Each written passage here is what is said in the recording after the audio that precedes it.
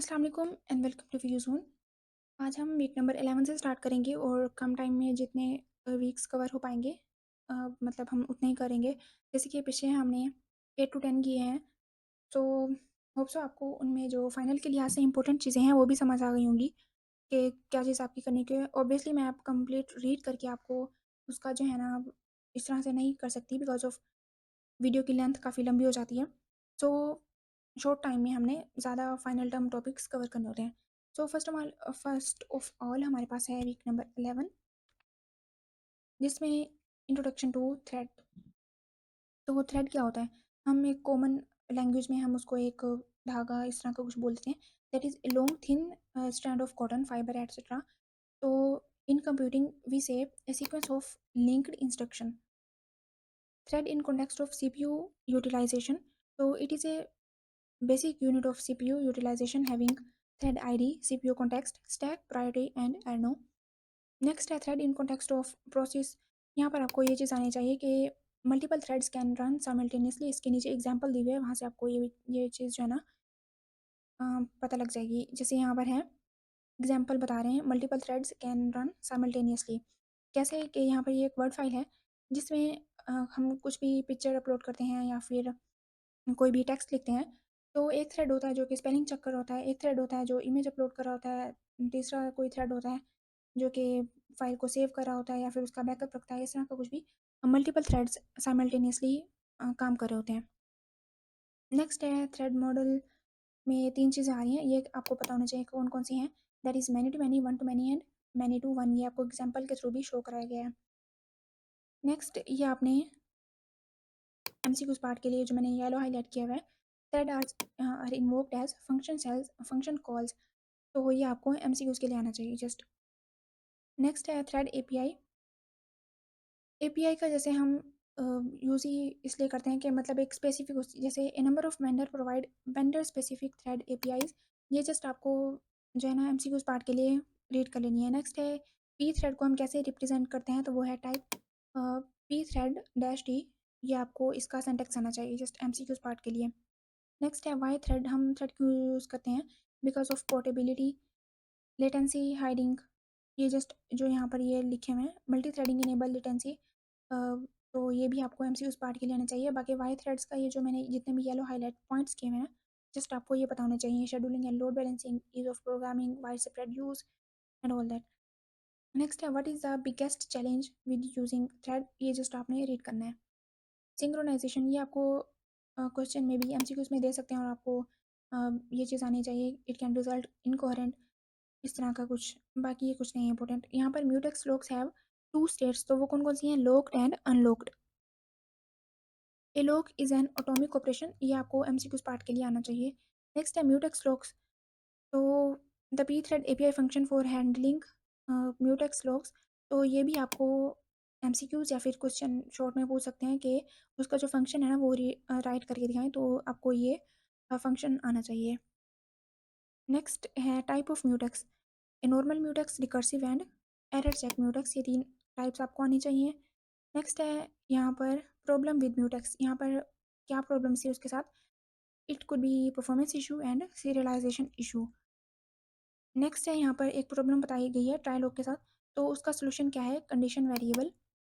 तो condition variable यहाँ पर उसकी डिफाइन दी गई है। It is a data object used for synchronising threads. This variable allows A thread to block itself until specified data reach a predefined state. A condition variable is associated with a predicate. ये आपको MCQs part के लिए आना चाहिए। Next है single condition variable में B associated with more than one predicate and a condition variable always has mutex associated with it. Condition variable का भी आपको ये सिंटैक्स आना चाहिए जो कि ऊपर आई थिंक म्यूटेक्स का था, तो वहाँ पर म्यूट आई थिंक यूज़ हो रहा था, तो यहाँ पर कंडीशन आ रहा है। नेक्स्ट यहाँ पर वीक नंबर 12 स्टार्ट हो रहा है। जो चीज़ यहाँ पर इंपॉर्टेंट करने की है वो है एल्गोरिदम की डिफाइन। ये एल्गोरिदम एक तरह का सेट ऑफ रूल्स होते हैं। जैसे कि हम एक प्रॉब्लम को सॉल्व करने के लिए एक well defined set of rules हम कर लेते हैं कि उसको स्टेप बाय स्टेप फॉलो करना है। तो ये जो है ना key step in design of parallel algorithm. First है divide the computation into smaller computation. Next है assign them to different process for parallel execution. तो व्हाट इज़ डिकम्पोजिशन? वही जो है ना कंप्यूटेशन को डिवाइड करना। The process of dividing a computation into smaller parts, some और all of which may be potentially executed in parallel, that is called computation. Next है task, इसकी भी आपने डिफाइन करनी है। टास्क की टाइप्स यहाँ पर आपने करनी है, independent task and dependent task. Introduction to task dependency graph, जैसे कि यहाँ पर नीचे एग्जाम्पल में आ रहा है कि हम इसको रीड करते हैं। Notes corresponding to task, edges indicating that the result of one task is required for processing the next. मतलब कि इसको कंप्लीट होने के लिए जो है ना ऊपर वाले के कंप्लीट होना होगा। सिमिलरली मतलब कि एक दूसरे पर डिपेंडेंट है ये। Such graph it is called dependency graph. Next है what is critical path length.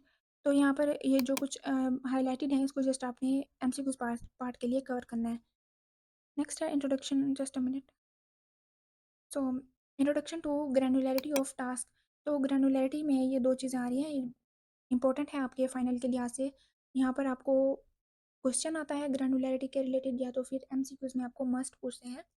तो फाइन ग्रेन की डिफाइंड या फिर कोर्स ग्रेन की डिफाइंड, ये दोनों। एक तो आपको पता हो कि ग्रैनुलैरिटी ऑफ टास्क डिकम्पोजिशन मतलब कि किस चीज़ में की गई है, तो एक है फाइन ग्रेन, दूसरा है coarse grain. Fine grain and coarse grain in दोनों की आपको डिफाइन आनी चाहिए। नेक्स्ट अगेन आपको यहाँ पर ये जो येलो हाईलाइटेड या फिर इन्होंने खुद से ये ब्लू हाईलाइट किए हुए हैं, इनको आपने एमसीक्यूज पार्ट के लिए कवर करना है। नेक्स्ट है decomposition technique. There is no single recipe that works for all problem. We present a set of commonly used technique that apply to broad classes of problem. इसको just rate करना है, ये कुछ इतनी important नहीं है but फिर भी एमसीक्यूज में भी पूछ सकते हैं। नेक्स्ट है डिकम्पोजिशन टेक्निक, ये इंपॉर्टेंट है कि डिकम्पोजिशन टेक्निक कितनी है, कौन कौन सी हैं, ये आपको क्वेश्चन में भी आ सकते हैं मस्ट। तो एक है recursive decomposition data, exploratory and speculative decomposition. Recursive decomposition, इसमें हमारे पास डिवाइड एंड कंट्रोल स्ट्रेटजी होती है। मतलब इसको आपने जो है ना एमसीक्यूज के लिए, एमसीक्यूज पार्ट के लिए एक तरह का कवर करना है। So a given problem is first decompose into a set of sub problems. जैसे नीचे आई थिंक इसका ये है, ये एक प्रॉब्लम है और इसको जो है ना डिवाइड किया गया इनटू सब प्रॉब्लम्स एक तरफ, फिर इसको फर्दर जो है ना सब प्रॉब्लम्स में डिवाइड किया गया। इस तरह की ये जो रिकर्सिव डिकम्पोजिशन है इसकी एग्जांपल है और इसमें हम divide and conquer strategy use करते हैं। नेक्स्ट है what is data decomposition technique. So इसकी भी अगेन आपने डिफाइन करनी है और yellow highlighted for your MCQs part. Data decomposition में स्टेप्स कौन से हैं? First, data on which the computation are performed is partition. Step two में आता है this data partitioning is used to induce a partitioning of the computation into task. ये दोनों step just आपने रीड करने हैं, ये इतने इंपॉर्टेंट नहीं है। नेक्स्ट जो आपने करना है वो है डिकम्पोजिशन बेस्ड ऑन डाटा, ये ओनर कंप्यूट्स रूल, इसकी आपको डिफाइन मस्ट आनी चाहिए। So it is generally state that the process assigned a particular data item is responsible for all computation associated with it. Explorative and speculative decomposition technique. Exploratory में क्या होता है? It is used to decompose problem whose underlying computation correspond to a search of a space for solutions. Just आपने इसकी define करनी है। Similarly यहाँ पर स्पेकुलेटिव की भी आपने डिफाइन कवर करनी है। उसके बाद टू अप्रोचेस कौन कौन सी हैं फॉर स्पेकुलेटिव डिकम्पोजिशन? तो एक है कंजर्वेटिव अप्रोच, दूसरी है ऑप्टिमिस्टिक। कंजर्वेटिव में क्या होता है? इट में yield little concurrency, while optimistic approach में it requires roll back mechanism in the case of an error. तो ये आपको एमसीक्यूज में आता है कि roll back mechanism in the case of error किस में आता है, तो that is for optimistic approaches. और ये भी एमसीक्यूज में आई थिंक, बल्कि नहीं, क्विक सॉर्ट का ऊपर आई थिंक कोई एमसीक्यूज का है, वो एक मिनट में दिखा लूँ। वेट फॉर अ मिनट, मैं ढूंढ लूँ, एक मिनट फिर दिखाती हूँ आपको। सो ये यहाँ पर था रिकर्सिव डिकम्पोजिशन में, जब हमने ये किया a classic example of divide and conquer algorithm on which we can apply recursive decomposition is quick sort. तो ये भी आपने एमसीक्यूज के लिए मस्ट कवर करना है। सो जाते हैं उस स्लाइड पर जहाँ पर हम थे। स्पेकुलेटिव आई थिंक हो गया था। So hybrid decomposition, a mix of decomposition technique is necessary. Mix of hybrid में आ जाता है, खैर यहाँ पर इसको नहीं करना आपने।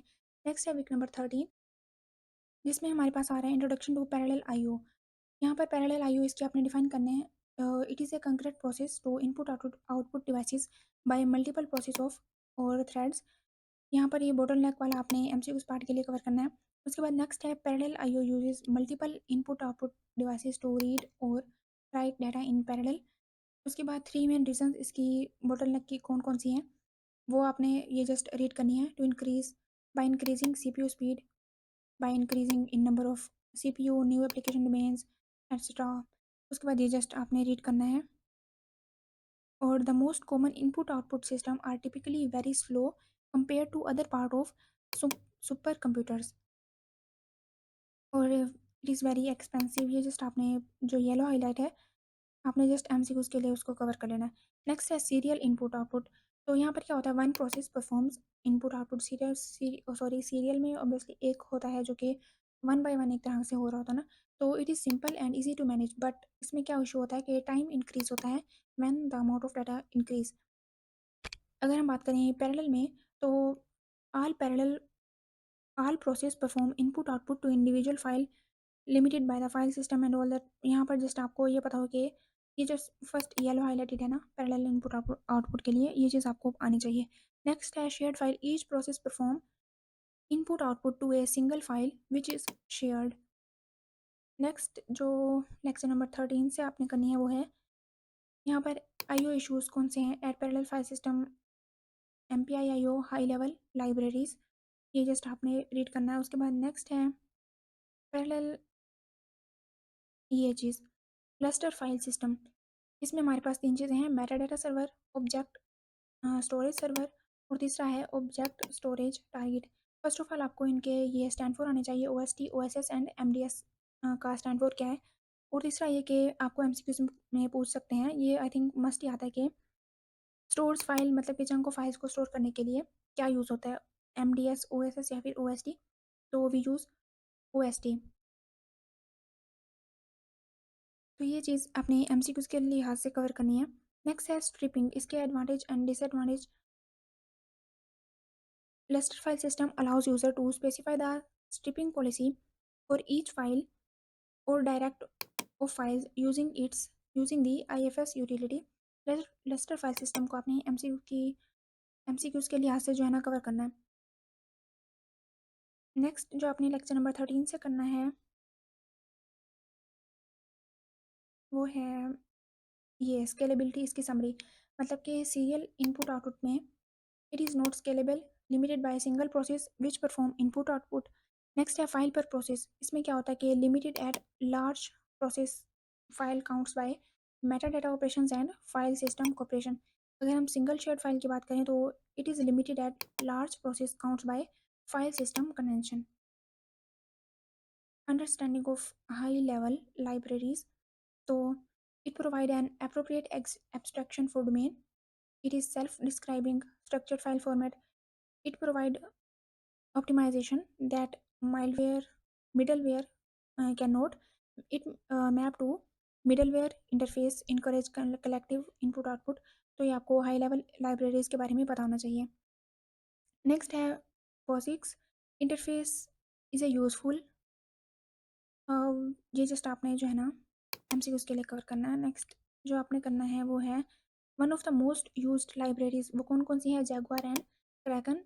उसके बाद नेक्स्ट है many input output such as HDF5 parallel. तो ये जस्ट आपको बताना चाहिए कि ये चीज़ जो है ना मैनी उसमें आती हैं। खैर ये नहीं है सेकेंड लाइन करने की, बट मेनली आपको ये चीज़ आनी चाहिए कि मोस्टली यूज्ड लाइब्रेरीज कौन कौन सी है, वो है जैगुआर एंड क्रैकन। नेक्स्ट है इनपुट आउटपुट बेसिक्स एमपीआई के ना। तो इसको आपने मस्ट करना है।